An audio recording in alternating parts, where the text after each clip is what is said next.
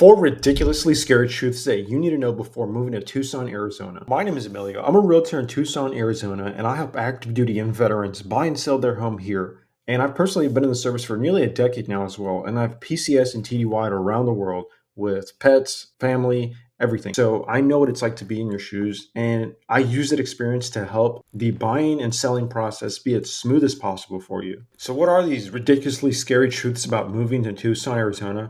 Number one is the poverty. Now, and Tucson was actually sued not too long ago for the homelessness. Again, I've been all over the world. I've been to third world countries. I've lived in LA, which is known for its homelessness, and downtown specifically. There have been times where I find myself looking at certain streets within Tucson and them just resembling some parts of downtown LA.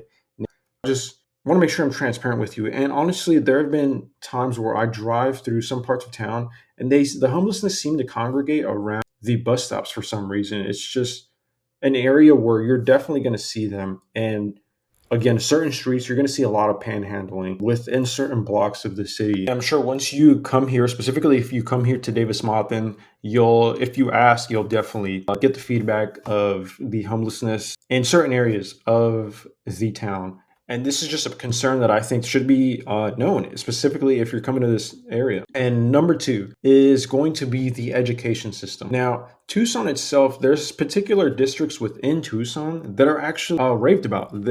Some of them have won local, state, and even national awards. So there are great departments within Tucson when it comes to schooling. But Arizona as a whole just really misses the mark when it comes to their education system and being ranked amongst the nation. Now, just take a wild guess where you think Arizona lies when it comes to being compared to other states. Just take a guess.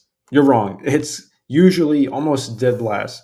It's the last five, if not the last three within the nation when it comes to categories like school safety, graduation rates, and other categories like that. Now, again, you're going to be able to find a lot of this information, and it's going to vary depending on the article you see, on the research paper that you look at, but it's going to vary. I've never seen Arizona really hit the mark, especially like anywhere near top 10 or top 20 really on any of those categories when it comes to their education system. But don't just take my word for it. There's plenty of websites that give you all this information, school websites like niche.com, greatschools.com, and they're going to be right here just so you can see that info yourself. Now, scary truth number three is the driving, and specifically the motorcyclists. It's very popular for people to ride motorcycles here, not only because of the weather, it's not very cold out here. It only rains seasonally, and we get a lot of sun.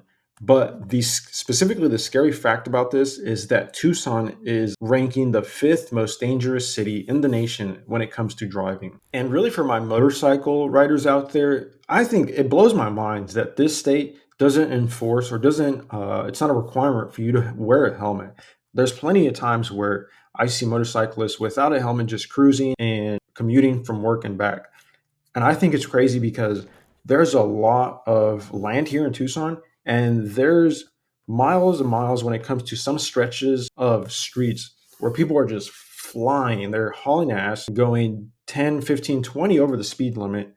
And if you're a motorcyclist, you're essentially putting your lives at their hands. You could be the most perfect motorcycle driver without a helmet, and some motorist may not even see you and potentially injure you. There was actually one morning when I was pulling out to work, leaving my neighborhood, and there is a long stretch that's intersecting my street, and the motorcyclist was pulling out, and the guy didn't see him, and he just T-boned him, and it was a pretty crazy incident. And I left the scene right after all that happened. And another incident just happened. There is a high school that's just down the road from where I live. And again, there is a lot of traffic in that area. And there was a guy on a cruiser that also got T-boned. There was this kid pulling out of the high school on his Jeep, and the motorcyclist just smacked right into him in the same hour. And I had another similar experience where I was in a parking lot and I saw two accidents within the parking lot.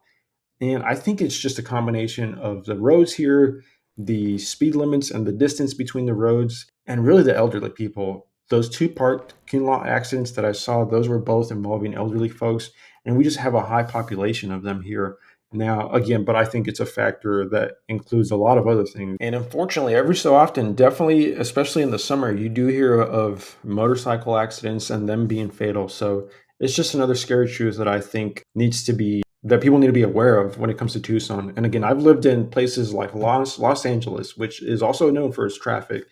And I think Tucson is at the same tier, if not a little bit worse, because of those things that I mentioned when it comes to driving. And the last one, the fourth scary truth about living in Tucson. And again, this isn't all encompassing. If you have lived in Tucson before or are living it now, let me know what you think is another one. Drop it in the comments right now and let me know. I want to hear from you guys.